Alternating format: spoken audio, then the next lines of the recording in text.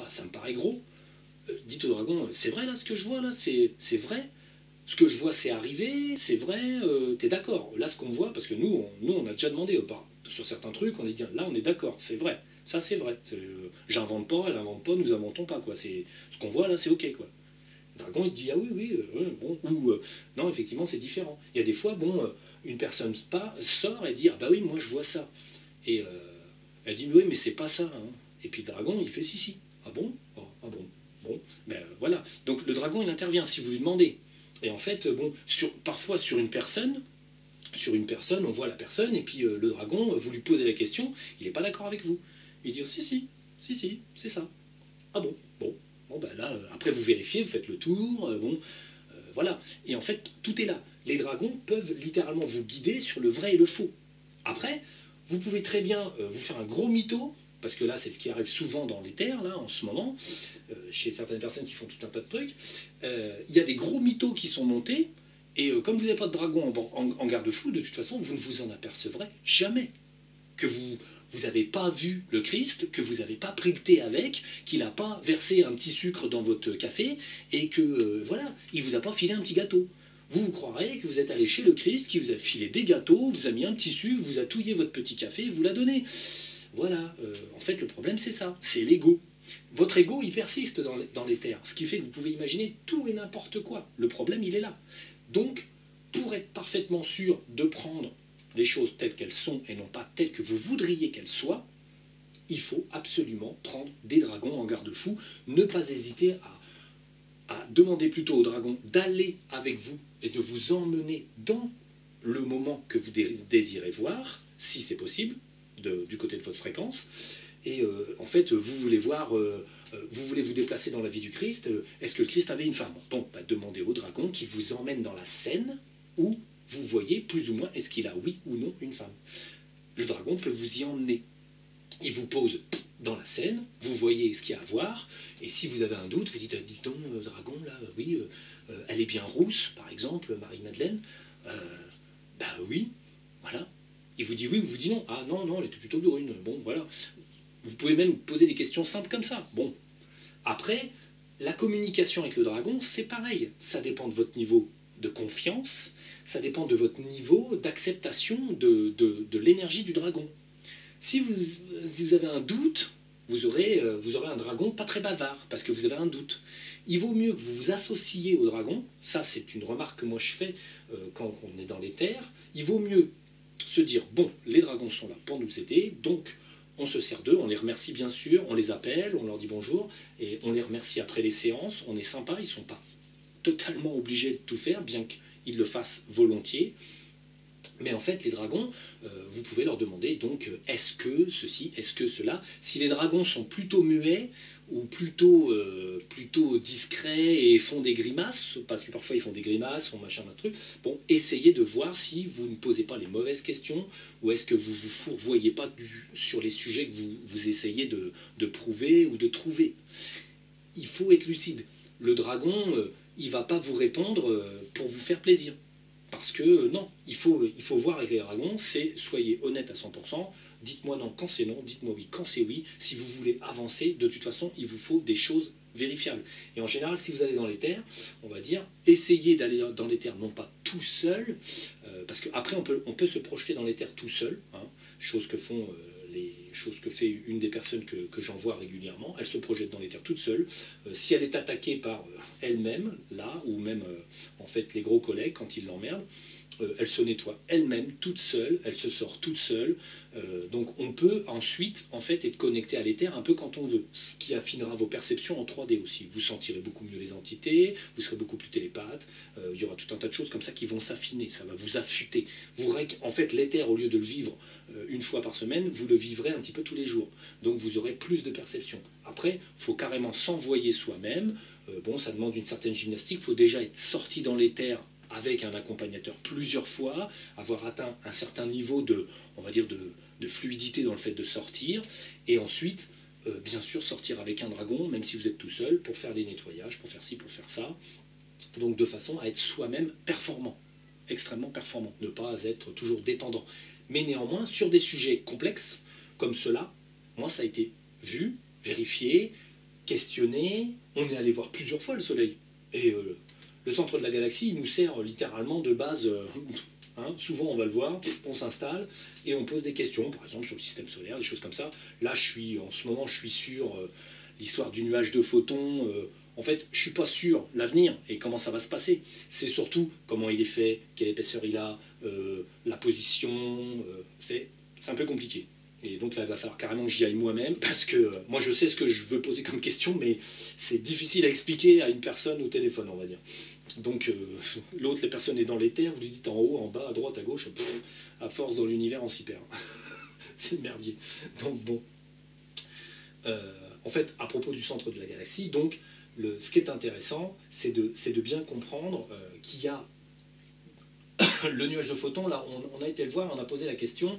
Donc, effectivement, l'idée, il faut attendre 9 ans avant de passer dans le nuage de photons 100%. Et ensuite, on lui a dit, mais alors, combien de temps on reste dans le nuage? En fait, bon, là, on a vu, alors là, c'est pas encore totalement bloqué, vérifié, hein, mais en plus, c'est là où on passe, là, c'est des concepts compliqués. On a demandé au centre de la galaxie, je lui ai demandé de nous montrer ce qu'allait se passer.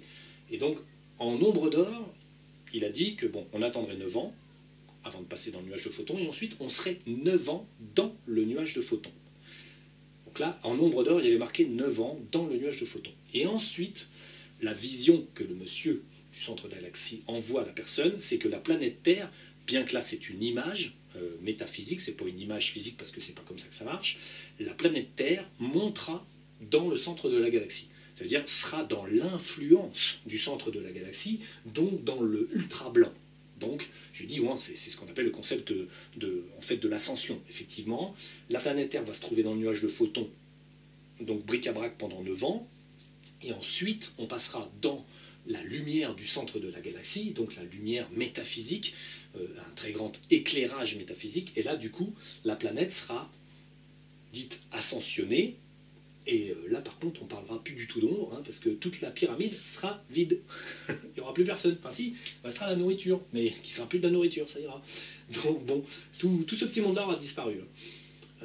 Et donc ce qui est intéressant, c'est, bon là, quand on lui demande comment ça va se passer, comme la personne n'était pas capable de, on va dire, de conceptualiser tout ça, parce que c'est, et même moi je suis pas sûr, bon, pour les élévations, enfin on verra quoi, mais bon, donc simplement le centre de galaxie lui a montré que la planète Terre montait jusqu'au centre de la galaxie, jusqu'à l'influence maximum du centre de la galaxie.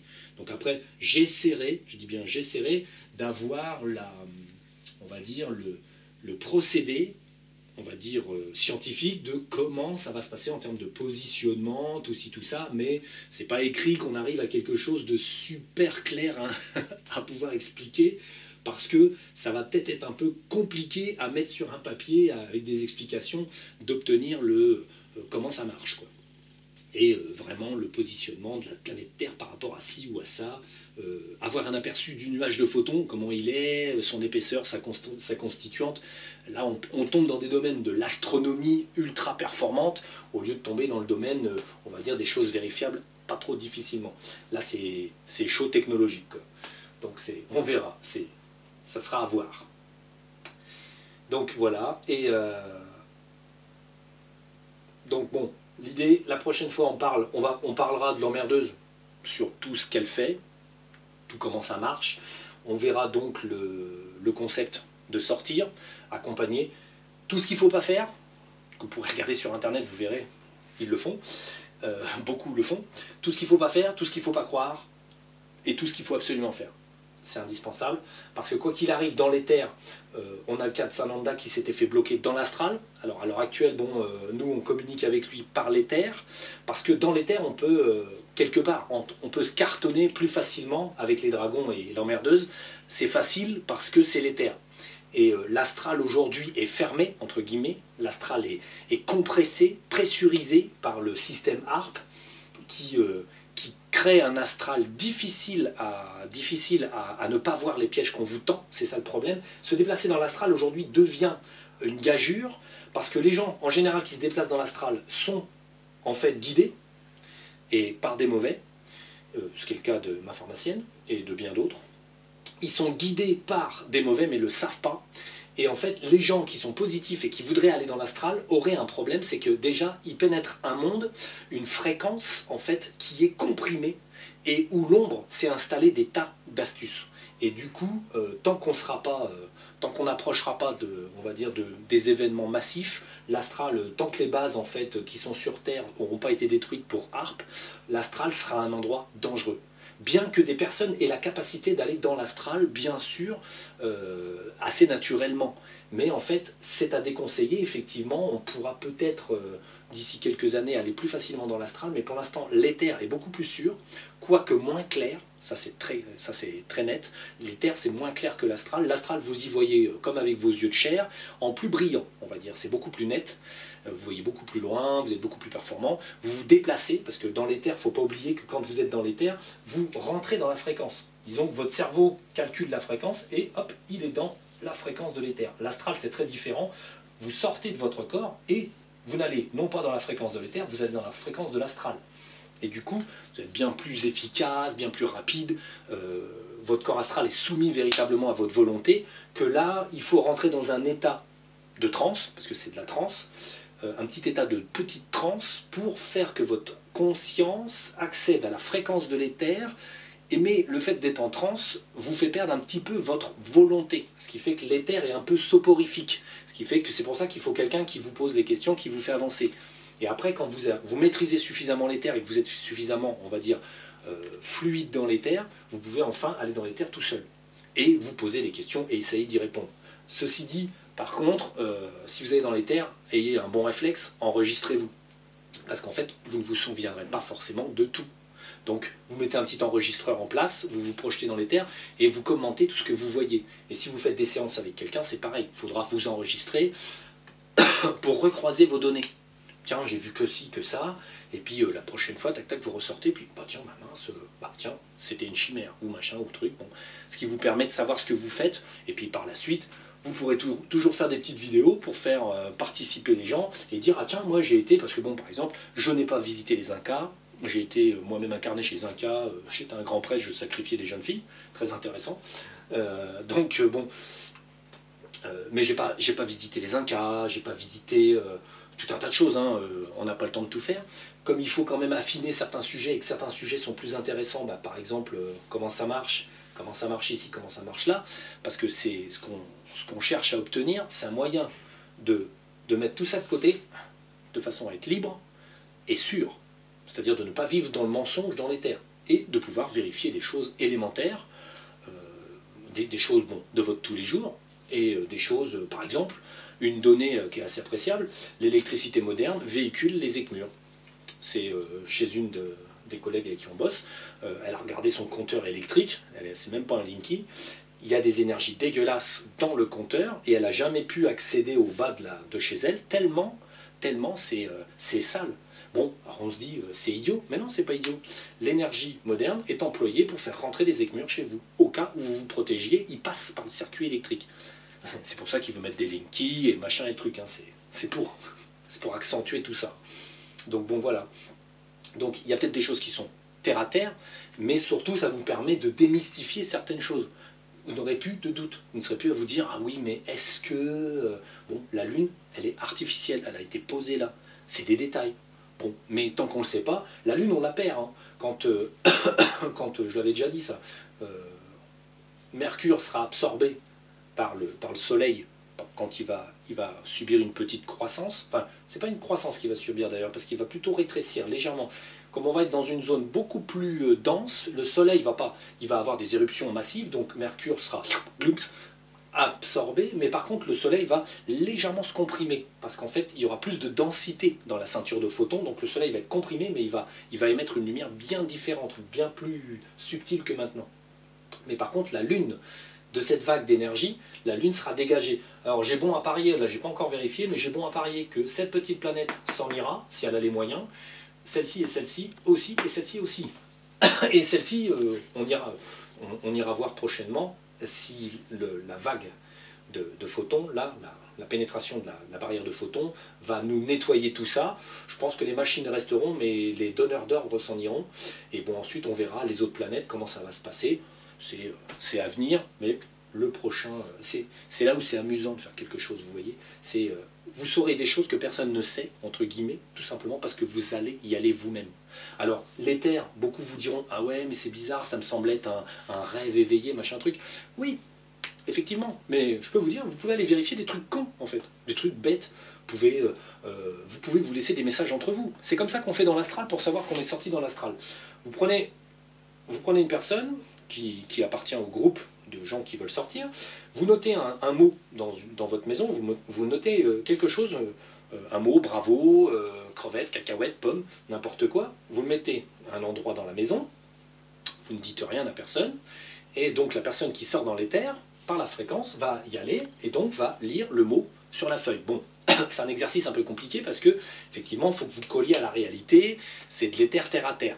C'est vrai que l'éther terre à terre est dur, un peu, enfin pas pour tout le monde, parce que ça dépend des gens. Il y a des gens qui ont tendance à véhiculer dans l'éther de haute fréquence pour tous les grands sujets, puis il y a des gens qui arrivent à voir mieux. Vous voyez, pour le soleil, les deux personnes m'ont dit, en croisement, elle dira, le soleil il est rieur, il est sympa. Mais une des deux personnes a vu plutôt un Bouddha au milieu, des petites créatures, et l'autre a vu une énergie beaucoup plus ample, des choses comme ça. C'est-à-dire qu'on ne voit pas forcément les choses pareilles selon qu'on est plutôt connecté terrestre ou connecté énergie.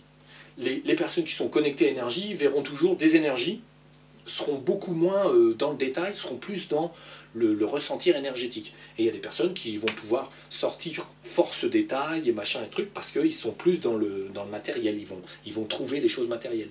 Pour prouver que vous allez dans l'éther, donc vous mettez un mot quelque part dans la maison, cacahuète par exemple sur une feuille, et vous faites une séance dans l'éther, vous faites sortir une personne et vous dites à la personne, bah tiens, va voir chez moi, il y a un mot sur ma table de nuit, là, vous écrivez en gros pour que ce soit facile, vous y allez avec un dragon, et puis vous vous demandez qu'est-ce qui a marqué sur la feuille. Alors, et vous verrez bien si vous voyez le bon mot. C'est quelque chose de simple, mais ça vous prouve que votre esprit lit dans les fréquences de l'éther. Quelque chose que vous ne savez pas qui est dans une maison que vous connaissez, certes, mais que ça a été écrit le jour d'avant ou il y a 2 heures. Vous ne pouvez donc pas le savoir. Bon, après, vous avez la possibilité de lire dans la pensée de l'autre personne. Mais si vous ne trichez pas, vous allez dans le lieu, vous voyez la table de nuit, vous voyez le mot. Bon, après, vous dites, ah bah tiens, t'as marqué cacahuète. Voilà. Si vous le voyez mal, vous demandez au dragon, dis donc, qu'est-ce qu'il a écrit? Ouais, je vois pas bien. Ça commence par telle lettre, telle lettre. Bon, ah, cacahuète, ah oui, c'est ça. Et souvent, quand il y a un mot qui va pas, souvent ça vous fait le dragon, non, c'est pas ça, pas tout à fait. Pour certains noms, pour des noms, quand on cherche un nom, il dit oui, c'est presque ça. Et en fait, il vous laisse un peu lutter le dragon, parce qu'il faut que vous fassiez les choses par vous-même, il faut que vous affûtiez vos capacités. Et ensuite, bon, il vous fait un sourire quand vous avez trouvé, par exemple. Donc il vous sentez du contentement, mais vous sentez. Il y a des gens qui sentent les sourires, il y a des gens qui voient le sourire, parce qu'il y a des gens qui se représentent le dragon de Dragon Ball Z. Vous voyez, le dessin animé, littéralement. Vous pouvez vous représenter les dragons moyenâgeux. Donc dans ces cas-là, ça sera peut-être plus simple, en fait, parce que vous le verrez mieux, et vous aurez toute une masse 3D, plutôt que d'avoir un nuage de particules. Mais bon, voilà, voilà. Enfin, rappelez-vous, c'est pas la forme qui compte, c'est pas non plus le messager, hein, parce que moi je compte pas. Ce qui compte, c'est ce que je dis. Et ce qui compte, c'est que vous pourrez vérifier. Après, on va voir ça la prochaine fois. Sortir dans l'éther pour certaines personnes, c'est très, très, très, très difficile. Soit parce qu'elles ont une tête de bois. Alors là, bon, tête de bois, c'est les gens qui sont extrêmement sceptiques et extrêmement plutôt branchés agressifs. Et ensuite, il y a les gens qui ont des très, très, très, alors très gros implants partout. Mais qui ne se voient pas, par contre. Parce qu'un implant peut très bien être invisible tant qu'on n'emploie pas certaines méthodes très précises. Je pense au cas d'une personne qui est architecte de pyramide que Madame RF a sorti plusieurs fois. Elle n'arrive pas à l'envoyer dans l'éther. Ce monsieur, je le catégorise parmi les gens qui, vu qu'il a l'air d'appartenir au monde des pyramides et ceci, cela, des cathédrales, qu'il a fait pas mal de trucs, moi, je classe ce monsieur chez les très, très, très, très emplâtrés d'implants, mais au kilomètre. Hein. On parle de désimplantations qui peuvent durer ouais, entre 6 et 8 heures. Quoi. Enfin, on est obligé de couper, on ne fait que 2 heures à chaque fois. Et on emploie une technique très particulière. Et là, ce sont des gens qui, à chaque fois qu'ils viennent, ce sont des bonnes entités, et à chaque fois qu'ils viennent, ils se prennent des implants, ils se prennent des implants, ils se prennent des implants, ils se prennent des implants. Alors le problème, c'est qu'à la fin, en fait, au bout de plusieurs millénaires de vie, ils se ramassent des 400 à 500 implants sur le... Et en fait, tous les implants sont les uns derrière les autres. Et quand on démonte, c'est implant après implant. Et ça sort, et ça sort, et ça sort. Et là, je ne vous raconte pas, il faut une armée de dragons, il faut... Enfin, c'est un bordel sans fin. On ne peut pas savoir que ça existe tant qu'on ne l'a pas vécu soi-même, disons. C'est surtout ça. Donc ce qui est très intéressant, c'est que certaines personnes ne peuvent pas sortir parce que, en plus, eux ne veulent pas. Donc les centaines d'implants qui sont là luttent pour que vous ne sortiez pas. Donc au départ, ce qui est mieux, c'est de désimplanter.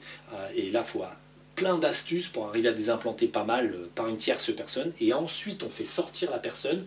Encore là, je vous donnerai bien sûr des textes dits renforcés, qui tape fort sur la tête, entre guillemets, pour que absolument vous sortiez, quoi. Et je vous dirai comment aussi forcer quelqu'un à sortir, entre guillemets, quoi qu'il arrive. Et enfin, même si la personne veut sortir, mais elle n'y arrive pas, alors on applique une certaine technique, hein, dit du martelage, je dirais, quoi. On répète, on répète, on répète, on répète la suggestion plusieurs fois jusqu'à ce que ça mette la personne en transe, en fait. C'est pas de l'hypnotisme, hein, c'est de la transe. Disons qu'on suggère à la personne qu'il faut qu'elle y aille et qu'il n'y a pas moyen que ça soit autrement. Et ça finit par arriver. Et voilà, c'est comme ça qu'on peut, même les personnes les plus encrassées, on peut quand même arriver à les désimplanter. Par contre, c'est des sujets très complexes que vous n'aurez pas vu sur Internet, parce que de toute façon, c'est pas connu, parce qu'il faut monter jusqu'à la désimplantation d'elles. Moi, j'ai déjà eu des personnes que j'ai désimplantées avec des implants d'elles-mêmes, l'emmerdeuse en titre, avec forme anubienne. Donc ça, c'est des très gros implants extrêmement lourds. Une technique d'ailleurs qu'elle a pompée, enfin elle utilise la technologie de l'architecte l'architecte Atlante, là, le grand. Elle lui a piqué ça quand elle est venue aussi sur ce monde. Elle utilise en fait une forme d'airain, une forme de métal précieux pour nous, quoi. Un métal métaphysique qu'elle dimensionne par la pensée, on va dire dans ses dimensions à elle, et elle implante de très grosses plaques ou de très grosses quantités d'airain dans les gens, ce qui est un métal extrêmement conducteur qui arrive à faire que la personne finalement survoit, entre guillemets, voit tout un tas de choses et du coup ne peut pas aller dans les terres parce qu'elle est déjà bombardée d'informations. Ce qui peut arriver, ce qui est le cas de certaines personnes que je connais, elles ont des plaques à l'endroit où on sort, puisque c'est vraiment sur le frontal qu'on lit les terres, et en fait là il y a des plaques qui permettent de réverbérer la volonté et qui permettent aussi de capter plein de signaux. Des gens qui par exemple quand ils ferment les yeux, ils voient toujours plein de trucs. Ils voient des scènes, des gens, des machins, des trucs, des bidules, l'univers.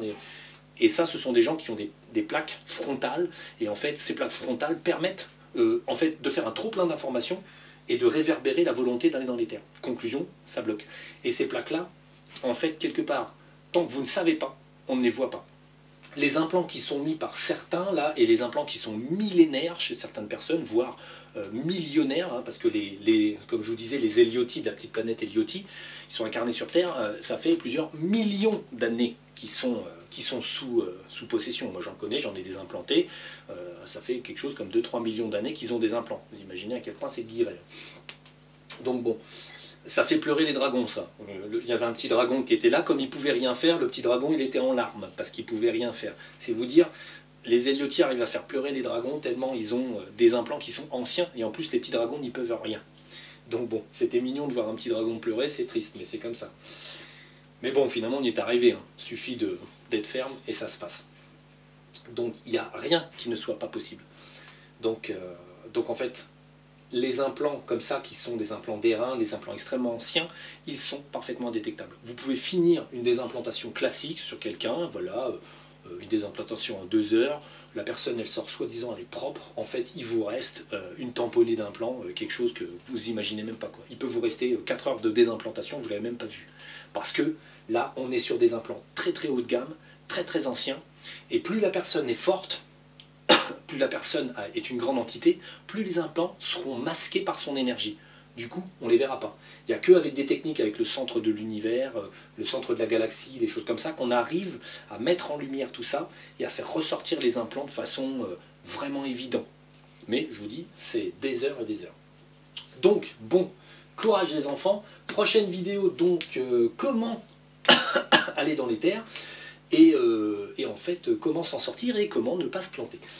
Et en attendant, soyez sérieux, même si vous pensez que je suis un camp, et ça n'est pas grave, pas de commentaires désagréables, c'est gentil d'être respectueux de la vie et des expériences des autres. Vous verrez, si un jour vous sortez dans l'éther, vous direz moins que je suis stupide. Allez, soyez gentils les uns avec les autres.